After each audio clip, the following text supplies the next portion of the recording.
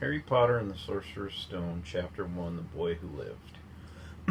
Mr. and Mrs. Dursley of Number 4 Privet Drive were proud to say they were perfectly normal. Thank you very much. They were the last people you'd expect to be involved in anything strange or mysterious because they just didn't hold with such nonsense. Mrs. Dursley was the director of a firm called Runnings, which made drills. Mr. Dursley. He was a big, beefy man with hardly any neck, although he did have a very large mustache. Mrs. Dursley was thin and blonde and had nearly twice the usual amount of neck, which came in very useful as she spent so much of her time craning over garden fences, spying on the neighbors. The Dursleys had a small son called Dudley, and in their opinion there was no finer boy anywhere. The Dursleys had everything they wanted, but they also had a secret, and their greatest fear was that somebody would discover it. They didn't think they could bear it if anyone found out about the Potters. Mrs. Potter was Mrs. Dursley's sister, but they hadn't met for several years. In fact, Mrs. Dursley pretended she didn't have a sister, because her sister and her good-for-nothing husband were as un-Dursleyish as it was possible to be. The Dursleys shuddered to think what the neighbors would say if the Potters arrived in the street. The Dursleys knew that the Potters had a small son too, but they had never even seen him. The boy was another good reason for keeping the Potters away. They didn't want Dudley mixing with a child like that. When Mr. and Mrs. Dursley woke up on the dull gray Tuesday out of our story starts, there was nothing about the cloudy sky outside to suggest that strange and mysterious things would soon be happening all over the country. Mr. Dursley hummed as he picked out his most boring tie for work, and Mrs. Dursley gossiped away happily as she wrestled a screaming Dudley into his high chair. None of them noticed a large tawny owl flutter past the window. At 8:30, Mr. Dursley picked up his briefcase, pecked Mrs. Dursley on the cheek, and tried to kiss Dudley goodbye, but missed, because Dudley was now having a tantrum and throwing his cereal at the walls. "Little tyke," chortled Mr. Dursley as he left the house. He got into his car and backed out of Number 4's drive. It was on the corner of the street that he noticed the first sign of something peculiar, a cat reading a map. For a second, Mr. Dursley didn't realize what he had seen. Then he jerked his head around to look again. There was a tabby cat standing on the corner of Privet Drive, but there wasn't a map in sight. What could he have been thinking of? It must have been a trick of the light. Mr. Dursley blinked and stared at the cat. It stared back. As Mr. Dursley drove around the corner and up the road, he watched the cat in his mirror. It was now reading the sign that said Privet Drive. Looking at the sign. Cats couldn't read road maps or signs. Mr. Dursley gave himself a little shake and put the cat out of his mind. As he drove toward town, he thought of nothing except a large order of drills he was hoping to get that day. But on the edge of town, drills were driven out of his mind by something else. As he sat in the usual morning traffic, he couldn't help notice that there seemed to be a lot of strangely dressed people about, people in cloaks. Mr. Dursley couldn't bear people who dressed in funny clothes, the get-ups you saw on young people. He supposed that was some stupid new fashion. He drummed his fingers on the steering wheel, and his eyes fell on a huddle of these weirdos standing quite close by. They were whispering excitedly together. Mr. Dursley was enraged to see that a couple of them weren't young at all. Why, the man had to be older than he was, and wearing an emerald green cloak. The nerve of him. But then it struck Mr. Dursley that this was probably some silly stunt. These people were obviously collecting for something. Yes, that would be it. The traffic moved on, and a few minutes later Mr. Dursley arrived in the Grunnings parking lot, his mind back on drills. Mr. Dursley always sat with his back to the window in his office on the 9th floor. If he hadn't, he might have found it hard to concentrate on drills that morning. He didn't see the owls swooping past in broad daylight, though people down in the street did. They pointed and gazed open-mouthed as owl after owl sped overhead. Most of them had never seen an owl even at night time. Mr. Dursley, however, had a perfectly normal owl-free morning. He yelled at 5 different people. He made several important telephone calls and shouted a bit more. He was in a very good mood until lunchtime, when he thought he'd stretch his legs and walk across the road to buy himself a bun from the bakery. He'd forgotten all about the people in the cloaks until he passed a group of them next to the baker's. He eyed them angrily as he passed. He didn't know why, but they made him uneasy. This bunch were whispering excitedly too, and he couldn't see a single collecting tin. He was on his way back past them, clutching a large donut in a bag, that he caught a few words of what they were saying. The Potters, that's right. That's what I heard. Yes, their son Harry. Mr. Dursley stopped dead. Fear flooded him. He looked at the whisperers as if he wanted to say something to them, but thought better of it.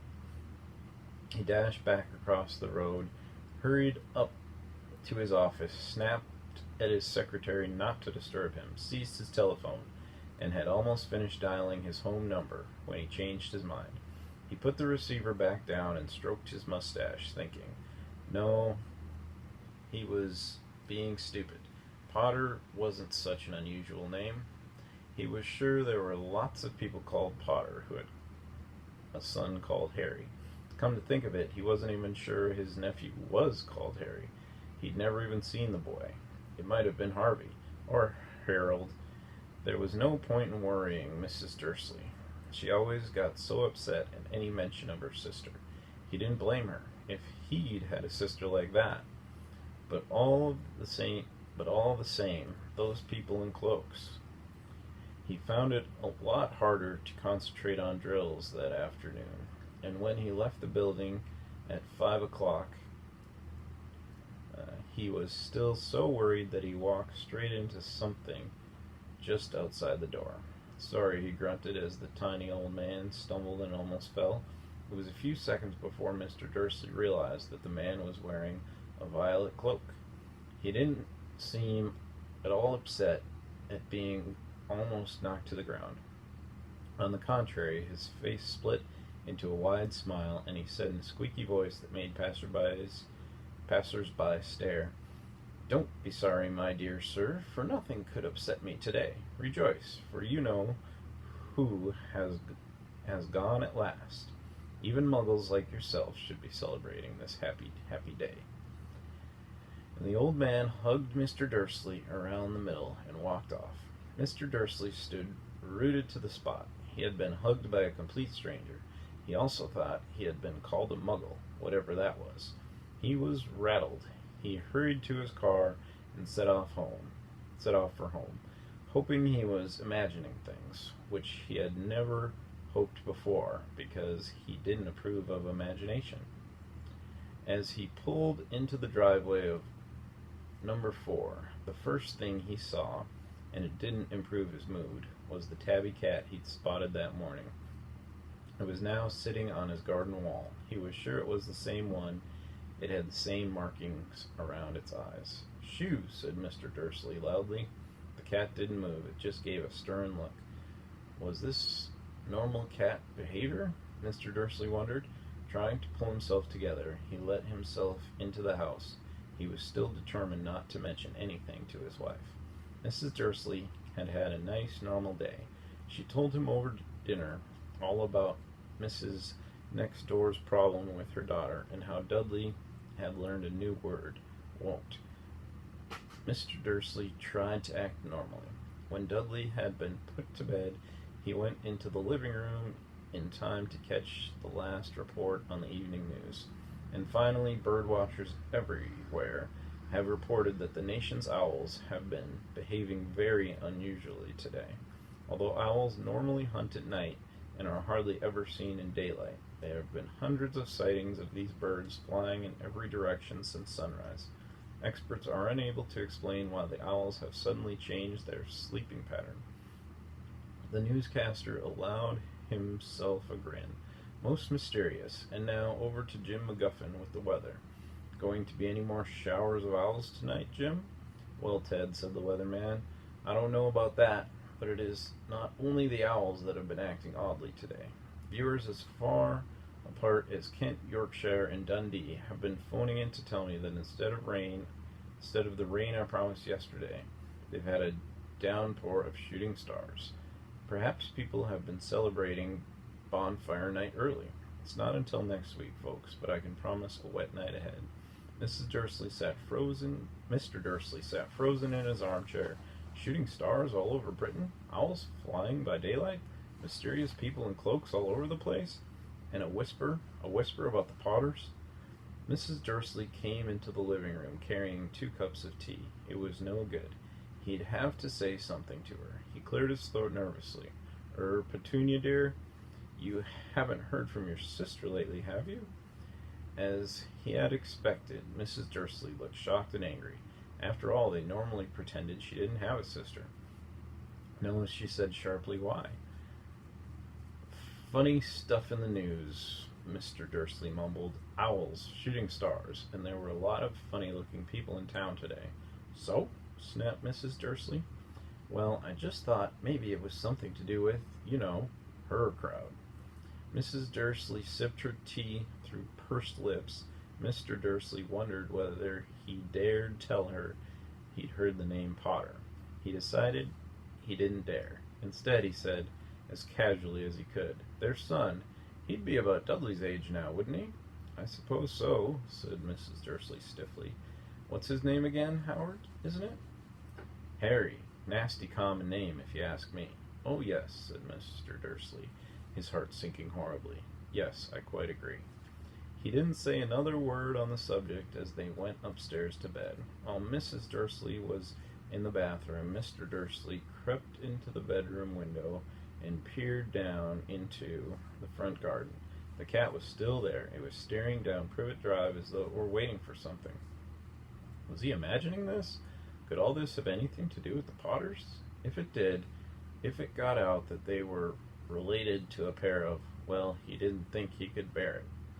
The Dursleys got into bed. Mrs. Dursley fell asleep quickly, but Mr. Dursley lay awake, turning it all over in his mind. His last comforting thought before he fell asleep was that even if the Potters were involved, there was no reason for them to come near him and Mrs. Dursley. The Potters knew very well what he and Petunia thought about them and their kind. He couldn't see how he and Petunia could get mixed up in anything that might be going on. He yelled and turned over. It couldn't affect them. How very wrong he was. He yawned and turned over. It couldn't affect them. How very wrong he was. Mr. Dursley might have been drifting into an uneasy sleep, but the cat on the wall outside was showing no signs of sleepiness. It was sitting as still as a statue, its eyes fixed unblinkingly on the far corner of Privet Drive. It didn't so much as quiver when a car door slammed on the next street, nor when 2 owls swooped overhead. In fact, it was nearly midnight when the cat moved at all. Before the cat moved at all. A man appeared on the corner. The cat had been watching.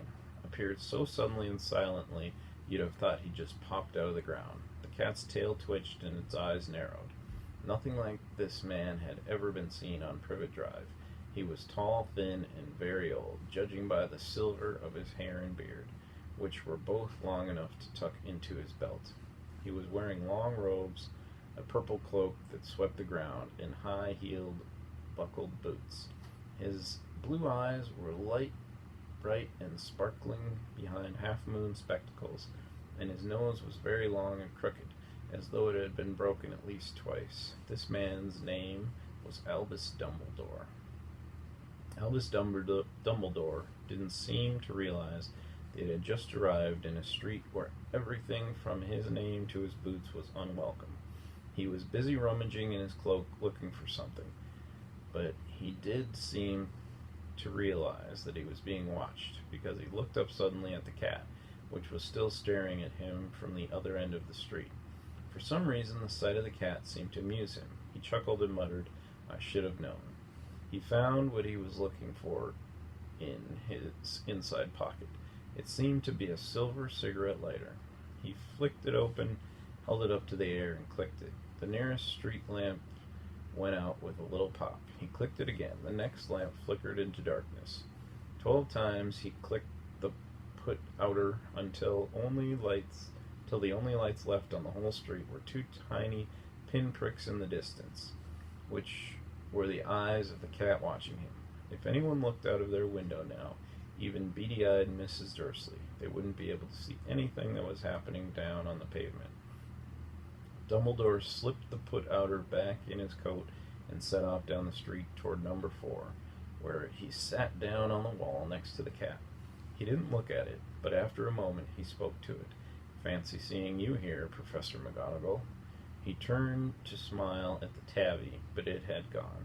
Instead, he was smiling at a rather severe-looking woman who was wearing square glasses, exactly the shape of the markings the cat had had around its eyes. She, too, was wearing a cloak, an emerald one. Her black hair was drawn into a tight bun. She looked distinctly ruffled. "How did you know it was me?" she asked. "My dear Professor, I've never seen a cat sit so stiffly." "You'd be stiff if you'd been sitting on a brick wall all day," said Professor McGonagall. "All day? When you could have been celebrating? I must have passed a dozen feasts and parties on my way here." Professor McGonagall sniffed angrily. "Oh yes, everyone's celebrating, all right," she said impatiently.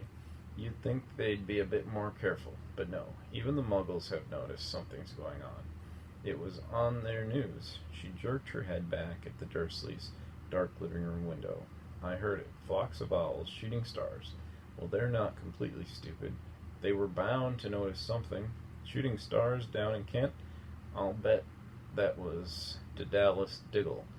He never had much sense." "You can't blame them," said Dumbledore gently. "We've had precious little to celebrate for 11 years. "I know that," said Professor McGonagall irritably. "But that's no reason to lose our heads. People are being downright careless, out on the streets in broad daylight, not even dressed in Muggle clothes, swapping rumors." She threw a sharp sideways glance at Dumbledore here, as though hoping he was going to tell her something, but he didn't, so she went on. "A fine thing it would be if on the very day you-know-who seems to have disappeared at last, the Muggles found out about us all. I suppose he really has gone, Dumbledore?" "It certainly seems so," said Dumbledore. "We have much to be thankful for. Would you care for a lemon drop?" "A what?" "A lemon drop. They're a kind of Muggle sweet I'm rather fond of." "No, thank you," said Professor McGonagall coldly, as though she didn't think this was the moment for lemon drops. "As I say, even if you know who has gone, my dear Professor, surely a sensible person like yourself can call him by his name? All this you-know-who nonsense, for 11 years I have been trying to persuade people to call him by his proper name, Voldemort." Professor McGonagall flinched, but Dumbledore, who was unsticking 2 lemon drops, seemed not to notice. "It all gets so confusing if we keep saying you-know-who. I have never seen any reason to be frightened of saying Voldemort's name." "I know you haven't," said Professor McGonagall, sounding half exasperated, half admiring. "But you're different. Everyone knows you're the only one you-know-who, all right, Voldemort was frightened of." "You flatter me," said Dumbledore calmly. "Voldemort had powers I will never have, only because you're too, well, noble to use them. It's lucky it's dark. I haven't blushed so much since Madame Pomfrey told me she liked my new earmuffs." Professor McGonagall shot a sharp look at Dumbledore and said, "The owls are nothing next to the rumors that are flying around. You know what everyone's saying about why he disappeared and what finally stopped him?" It seemed that Professor McGonagall had reached the point she was most anxious to discuss, the real reason she had been waiting on a cold, hard wall all day. For neither as a cat nor a woman had she fixed Dumbledore with such a piercing stare as she did now. It was plain that whatever everyone was saying, she was not going to believe it until Dumbledore told her it was true. Dumbledore, however, was choosing another lemon drop and did not answer. "What they're saying," she pressed, "is she pressed on, is that last night Voldemort turned up in Godric's Hollow. He went to find the Potters. The rumor is that Lily and James Potter they're dead. Dumbledore bowed his head. Professor McGonagall gasped. Lily and James, I can't believe it. I didn't want to believe it. Oh, Albus. Dumbledore reached out and patted her on the shoulder. I know, he said heavily. Professor McGonagall's voice trembled as she went on. That's not all. They're saying he tried to kill the Potter's son, Harry, but couldn't. He couldn't kill that little boy. No one knows why or how, but they're saying that when he couldn't kill Harry Potter, Voldemort's power somehow broke, and that's why he's gone. Dumbledore nodded glumly. It's true, faltered Professor McGonagall. After all he's done, all the people he's killed, he couldn't kill a little boy? It's just astounding. Of all the things to stop him, but how in the name of heaven did Harry survive? We can only guess, said Dumbledore. We may never know. Professor McGonagall pulled out a lace handkerchief and dabbed at her eyes beneath her spectacles. Dumbledore gave a great sniff as if he took a golden watch from his pocket and examined it. It was a very odd watch. It had 12 hands, but no numbers. Instead, little planets were moving around the edges. It must have made sense to Dumbledore, though, because he put it back in his pocket and said, Hagrid's late. I suppose it was he who told you I'd be here, by the way. Yes, said Professor McGonagall, and I don't suppose you're going to tell me why you're here of all places? I've come to bring Harry to his aunt and uncle. They're the only family he has left now. You can't mean the people who live here? Cried Professor McGonagall, jumping to her feet and pointing at number 4. Dumbledore, you can't. I've been watching them all day. You couldn't find two people who are less like us. And they've got this son. I saw him kicking his mother all the way up the street and screaming for sweets. Harry Potter, come and live here? It's the best place for him, said Dumbledore firmly. His aunt and uncle will be able to explain everything to him when he's older. I've written them a letter. A letter? Repeated Professor McGonagall faintly, sitting back down on the wall. Really, Dumbledore, you think you can explain all this in a letter? These people will never understand him. He'll be famous, a legend. I wouldn't be surprised if today was known as Harry Potter Day in the future. There will be books written about Harry. Every child in our world will know his name. Exactly, said Dumbledore, looking very seriously over the top of his half-moon glasses. It would be enough to turn any boy's head. Famous before he can walk and talk. Famous for something he won't even remember. Can't you see how much better off he'll be growing up away from all that until he's ready to take it? Professor McGonagall opened her mouth, changed her mind, swallowed, and said, Yes, you're right, of course. But how is the boy getting here, Dumbledore? She eyed his cloak suddenly, as though she thought he might be hiding Harry underneath it. Hagrid's bringing him. You think it wise to trust Hagrid with something as important as this? I would trust Hagrid with my life, said Dumbledore. I'm not saying his heart isn't in the right place, said Professor McGonagall grudgingly, but you can't pretend he's not careless. He does tend to... What was that? A low rumbling sound had broken the silence around them. It grew steadily louder as they looked up and down the street for some sign of a headlight. It swelled to a roar as they both looked up at the sky, and a huge motorcycle fell out of the air and landed on the road in front of them. If the motorcycle was huge, it was nothing to the man sitting astride it. He was almost twice as tall as a normal man and at least 5 times as wide. He looked simply too big to be allowed and so wild. Long tangles of bushy black hair and beard hid most of his face. His hands, the size of trash can lids, and his feet in their leather boots were like baby dolphins. In his vast, muscular arms, he was holding a bundle of blankets. Hagrid, said Dumbledore, sounding relieved. At last. And where did you get that motorcycle? Borrowed it, Professor Dumbledore, sir, said the giant, climbing carefully off the motorcycle as he spoke. Young Sirius Black lent it to me. I've got him, sir. No problems, were there? No, sir. House was almost destroyed, but I got him out all right before the muggles started swarming around. He fell asleep as we was flying over Bristol. Dumbledore and Professor McGonagall bent forward over the bundle of blankets. Inside, just visible, was a baby boy fast asleep. Under a tuft of jet black hair over his forehead, they could see a curiously shaped cat like a bolt of lightning. Is that where? Whispered Professor McGonagall. Yes, said Dumbledore. He'll have that scar forever. Couldn't you do something about it, Dumbledore? Even if I could, I wouldn't. Scars come in handy. I have one myself above my left knee that is a perfect map of the London Underground. Well, give him here, Hagrid. We'd better get this over with. Dumbledore took Harry in his arms and turned toward the Dursleys' house. Could I say goodbye to him, sir? Asked Hagrid. He bent his great shaggy head over Harry and gave him what must have been a very scratchy, whispery kiss. Then suddenly Hagrid let out a howl like a wounded dog. Shh! Hissed Professor McGonagall. You'll wake the muggles. Sorry, sobbed Hagrid, taking out a large spotted handkerchief and burying his face in it. But I can't stand it. Lily and James dead, and poor little Harry off to live with muggles?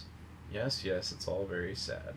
But get a grip on yourself, Hagrid, or we'll be found, Professor McGonagall whispered, patting Hagrid gingerly on the arm as Dumbledore stepped over the low garden wall and walked to the front door. He laid Harry gently on the doorstep, took a letter out of his cloak and tucked it inside Harry's blankets, and then came back to the other two. For a full minute the three of them stood and looked at the little bundle. Hagrid's shoulders shook, Professor McGonagall blinked furiously, and the twinkling light that usually shone from Dumbledore's eyes seemed to have gone out. Well, said Dumbledore finally, that's that. We've no business staying here. We may as well go and join the celebrations. Yeah, said Hagrid in a muffled voice. I'd best get this bike away. Good night, Professor McGonagall, Professor Dumbledore, sir. Wiping his streaming eyes on his jacket sleeves, Hagrid swung himself onto the motorcycle and kicked the engine into life. With a roar, it rose into the air and off into the night. I shall see you soon, I expect, Professor McGonagall, said Dumbledore, nodding to her. Professor McGonagall blew her nose in reply. Dumbledore turned and walked back down the street. On the corner, he stood and took out the silver put-outer. He clicked it once, and 12 balls of light sped back to their street lamps so that Privet Drive glowed suddenly orange, and he could make out a tabby cat slinking around the corner at the other end of the street. He could just see the bundle of blankets on the step of number 4. Good luck, Harry, he murmured. He turned on his heel, and with a swish of his cloak was gone. A breeze ruffled the neat edges of Privet Drive, which lay silent and tidy under the inky sky. The very last place you would expect astonishing things to happen. Harry Potter rolled over inside his blankets without waking up. One small hand closed on the letter beside him, and he slept on, not knowing he was special, not knowing he was famous, not knowing he would be woken in a few hours' time by Mrs. Dursley's scream as she opened the front door to put out the milk bottles, nor that he would spend the next few weeks being prodded and pinched by his cousin Dudley. He couldn't know that at this very moment people meeting in secret all over the country were holding up their glasses and saying in hushed voices, "To Harry Potter, the boy who lived."